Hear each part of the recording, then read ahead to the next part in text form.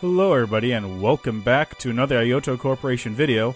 In this video, we're going to be taking a look at First Strike. Now, First Strike is a port of an iOS game of the same name. It's basically nuclear Risk. I think that's the best way to put it. You get the ability to choose a different nation. I like playing with the US, but you do have the option to play with North Korea, Russia, Western Europe, Brazil, or the United States. I believe there's up to 10 different nations you can unlock, sort of as indicated by these things here. And each one has different objectives that allow you to unlock a new nation. For example, I played this a couple of times. I've won.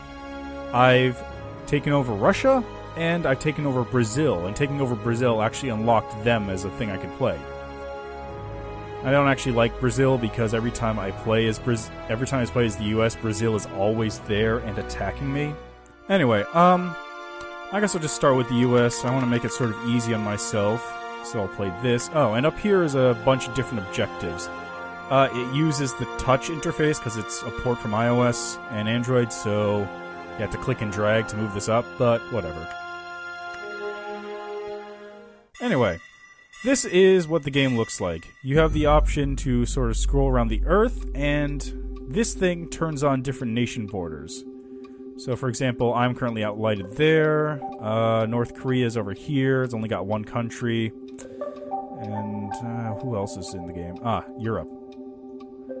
So each country, or each region, I suppose, has the ability to do one of three different things. You have the ability to expand. So I'm going to expand down to Mexico here. Expand here. Expand here. Expand down to Cuba. Okay. You have the ability to expand, you have the ability to build missiles of various kinds, or do research. And research allows you to progress up these different trees. So, for example, I have the ability to get this thing, which will warn me if a missile is about to hit one of my nations, which is actually really useful. Or this thing, which allows me to reduce my cooldowns for building stuff. Then on this side, I upgrade my rocket base capacity. Over here, I increase the range of my rockets. And then at the very top tier are two big abilities. There's the Stealth Bomber, which is an ability you unlock, which allows you to just drop a stealth bomber on any country in the world, basically, without any retaliation. And the Tsar Bomber, which is the giant bomb that will wipe out an entire continent. Now, just for, I think just for demonstration purposes, I'll use the Tsar, because it's a little bit more impressive when it actually lands. But I think first I should research this thing, because it's useful. There's no real resource management, apart from managing how many missiles you have at any given time. So you don't have to worry about, say, keeping track of how many people you have alive, or keeping track of, like, your... crap. So, I launched a missile. I've got to get my... Where's my... Which one? Which one are they... Which one has cruise missiles? This one's got cruise missiles. So this is a nuke coming in from another country. If I have a cruise missile, I can actually send one out to intercept it. But that takes a countdown, so I can't just launch missiles constantly. Expand here. I'm gonna build an ICBM here. It's generally a good idea to have a cruise missile in every single country, though, just because when it gets to a later point in the game, they have a tendency to spam missiles. And that's actually a mechanic that I will show you shortly. Okay.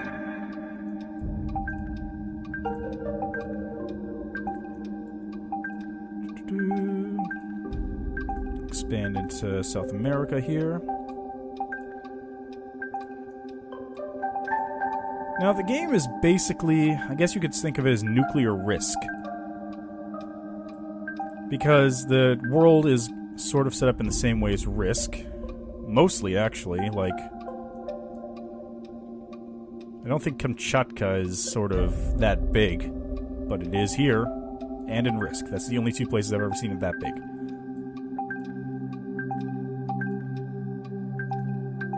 And then just sort of build up your power base and keep building up more missiles. Let's go here. Oh, how did they take over Greenland? Now, as for actually attacking, you just click on this button, and then you select the location you want to bomb. So I'm going to attack Greenland.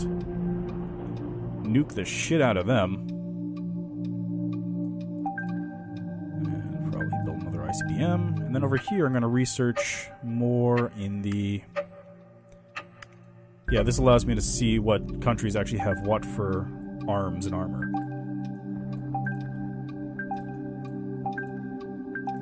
And then eventually you actually get the ability to completely automate your defense system. So as long as you have cruise rockets available, they will wipe out whatever country happens to be attacking you. Or wipe out whatever missile happens to be attacking you, rather.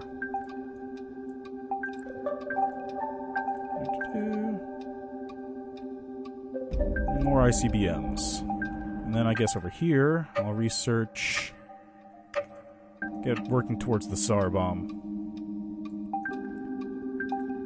So first get over there.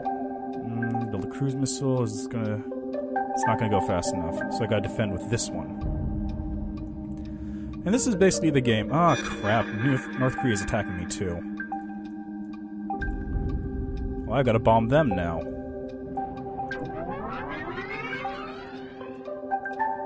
Okay, research. This allows me to, once that gets completed, that allows me to see the location of every incoming target of the missiles, basically.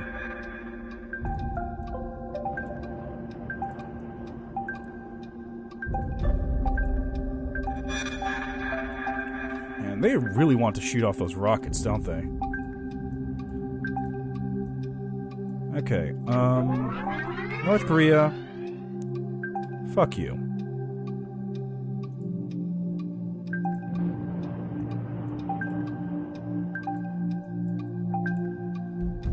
CBM, and boom.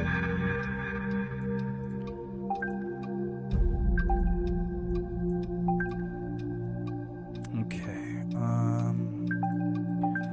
one of the nice things, though, is that time does stop whenever you're sort of flicking around the world, because it takes quite a lot of time, especially when you get really big.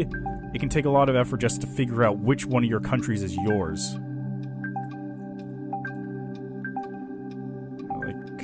This one, yeah, okay. Okay, now, for this one, back that up. I'm going to expand into North Korea. This one, I think I'm going to attack here, and blow them up. If I can wipe out North Korea, I can focus on Europe. Ah, the Triangle of Death. What the fuck? He unlocked the SAR already? That over there is the SAR bomb. The only way to kill it is by sending 5 missiles to intercept it before it lands.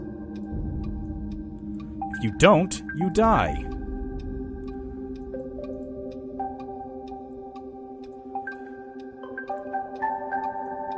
Because that missile will wipe out everything in a continent. And I'll show it to you once I've unlocked the SAR. Hold on. Could actually do research to get there.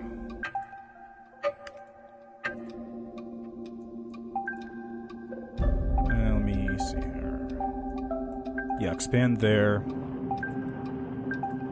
Expand into Antarctica.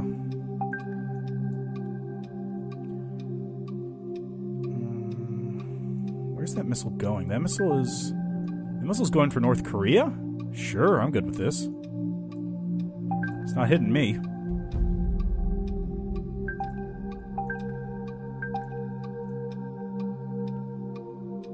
I think it's going for North Korea. Yeah, it's going for North Korea. And that allows me to expand in, I think. Maybe. Stop sending things after me, jeez. That's unfortunate. I don't have any cruise missiles here, so... Gotta retake Antarctica, or Greenland, actually.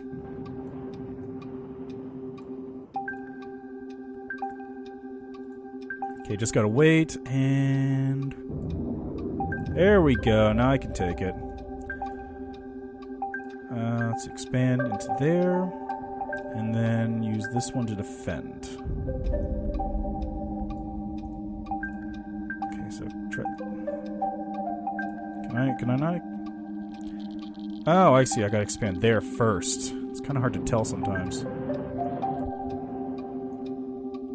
Okay, now... Yeah, I've got to kill Europe. They are a gigantic pain in the ass right now. And I will do so as soon as I have finished. Just build a cruise missile there and defend. So this one build an ICBM. This one expand here. That one takes out that. Okay.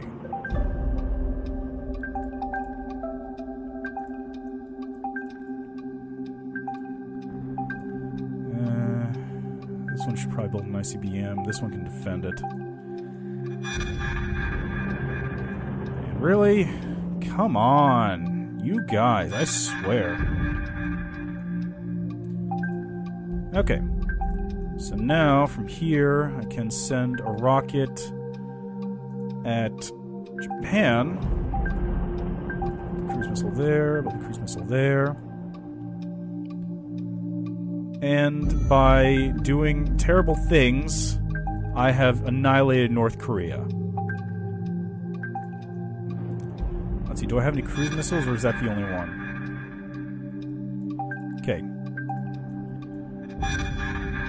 Defend. God. Europe is really getting feisty over there, aren't they?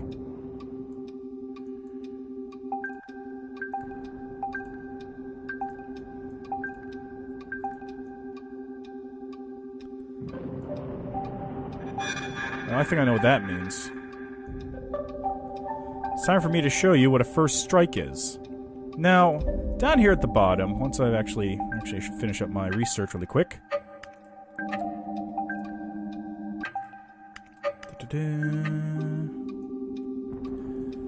Anyway. Down here at the bottom, there is a button that has a big skull with a nuclear sign next to it, right? That is the first strike button. If you use that button, every single one of your countries in range will fire a nuclear missile at the target area. And, to demonstrate, I will do so now. Yeah.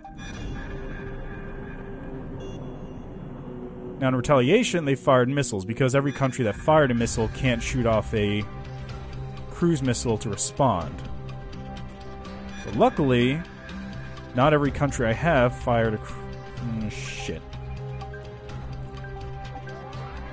Okay, well I can defend there, and defend there, and then defend there. So I wiped out most of Europe, but not all of it.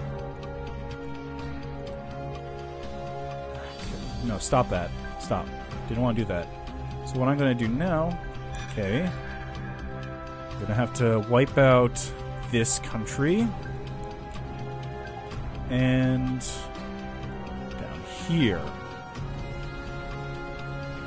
In retaliation for wiping out this country. So, ICBMs... Now this is a lot more, I guess... This is a lot more violent than I usually play it. Normally, I sort of build up a power base and then let the countries sort of fight them out amongst themselves while I build up and eventually take over everything. This time, though, I decided it would be more fun to sort of, and much more effective, to just go for it right from the start.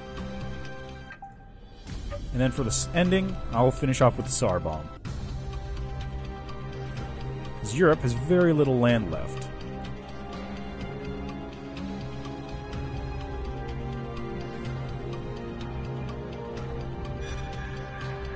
There we go. Oh, Europe gave up. That's no fun. Oh, well. Anyway, I won, air quotes. Yeah, exactly. You win? And then at the end, you have this little earth which shows all the different locations where explosions went off over the course of the game. That's basically how the game plays. Now, one thing I kind of wish was included was, in the pause menu, the ability to save the game. Because while that one was pretty quick, only about 8 minutes, I played games that have taken 20 minutes or an hour, and I just don't have time for that all the time. So one thing I would really like is the ability to save the game and restart at a later time. I also wish there was multiplayer, but I can understand why there wouldn't be that. But it would be really fun to sort of be able to play Nuclear Risk, because, you know, unlike normal Risk, the Australian area is not an indestructible fortress, Ray. Every single goddamn time, Ray. Anyway, it's pretty fun. I'd check it out. It's currently on Greenlight, and it is going to be $10, I believe, once it's actually released.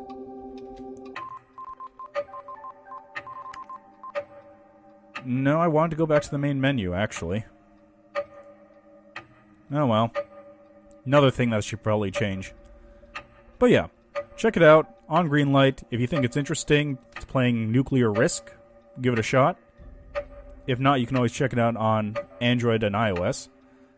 And as always, this has been Ayoto Corporation. Thank you for watching, and we will see you next time.